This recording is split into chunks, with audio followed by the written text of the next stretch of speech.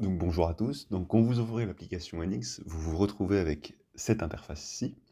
Donc en haut, ici, c'est nos principaux outils. Donc on peut créer un fichier, ouvrir des fichiers qu'on a déjà ouverts précédemment. Et ici, on peut retrouver la session qu'on avait créée précédemment. Mais nous, on va plutôt directement créer une nouvelle pièce. Donc pour faire ceci, il y a différents gabarits. Donc on peut faire une pièce qui est ici appelée modèle, un assemblage ou du surfacique ou encore de la tôlerie. Donc et juste ici, on va mettre le nom du, euh, du modèle, de la pièce, et ici le chemin dans lequel ce fichier sera stocké.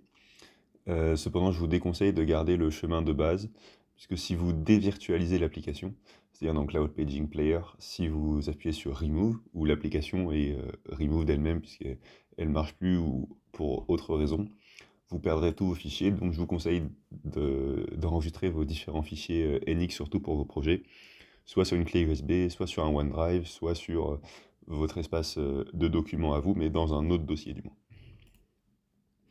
Donc ensuite, l'application se lance et on a différents onglets juste en haut. Donc cet onglet-ci permet d'ajouter des entités, donc que ce soit un point, une spline, du texte ou des courbes projetées directement sur la partie 3D.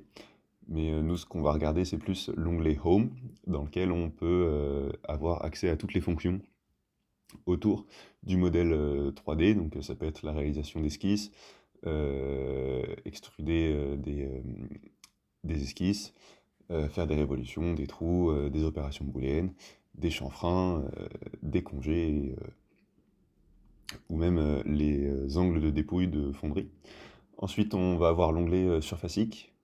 On pourra faire tout ce qui va être lié au surfacique. L'onglet assemblage, dans lequel on pourra ajouter des nouveaux composants, les déplacer ou encore faire des contraintes. Et vous voyez que si on passe la souris au-dessus d'une fonction, celle-ci est développée et on peut comprendre ce qu'elle fait. On a également d'autres onglets, mais l'onglet View par exemple, qui va permettre d'afficher ou de masquer certains éléments de la géométrie, par exemple si on veut afficher le repère de base ou pas, ou d'autres éléments qui viendront s'ajouter plus tard. On a aussi le dernier onglet qui est l'onglet application, qui est assez utile puisqu'il permet de changer de mode. C'est-à-dire qu'on peut passer du 3D au surfacique, ou encore avec drafting et faire du dessin industriel. Également l'onglet PMI qui permet d'ajouter des informations sur la pièce qui seront utiles pour la fabrication de cette dernière. Et donc c'est des informations qui sont ajoutées directement sur le 3D et non pas forcément sur le dessin, mais bien sur le modèle 3D en lui-même.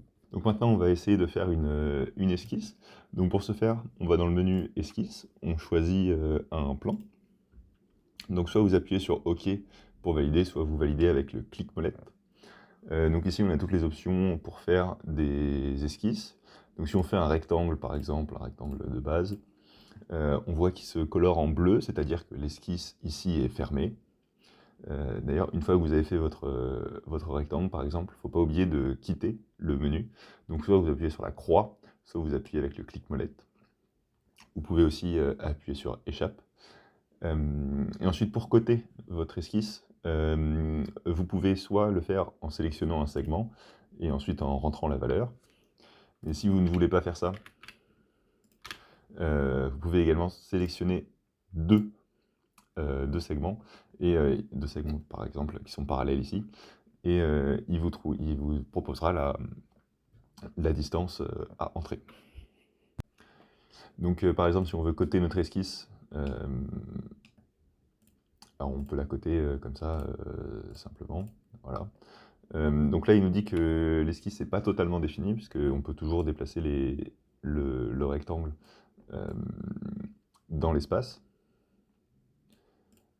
Donc pour ce faire, il faudrait fixer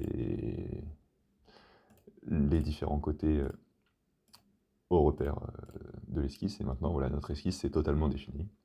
Et donc là, c'est bon, on sait qu'on n'a plus aucun degré de liberté dans l'esquisse. Et par exemple, pour faire une extrusion en symétrique, par exemple, en symétrique, voilà, une épaisseur de 70 cm, et on valide avec le clic molette. Voilà, c'était les débuts de NX.